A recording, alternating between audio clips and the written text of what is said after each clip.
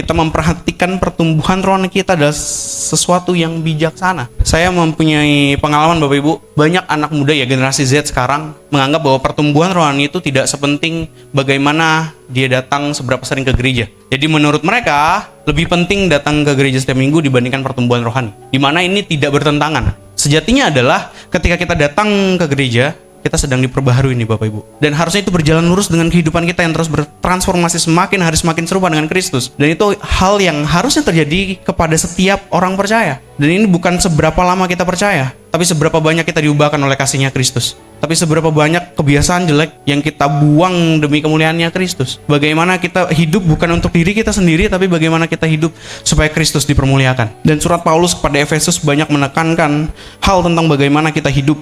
Paulus percaya untuk memiliki kedewasaan rohani adalah hal yang penting untuk menjangkau jiwa bagi Kristus. Jadi untuk bisa menjangkau jiwa Bapak Ibu, kita perlu punya kedewasaan rohani. Karena banyak hal yang mungkin kita nggak duga ketika kita melayani seseorang, kekacauan yang mungkin mereka hadapi. Tapi karena kita punya kedewasaan rohani, kita bisa handle itu. Dan dengan kuasa Roh Kudus kita dapat hikmat bagaimana kita harus melayani orang tersebut.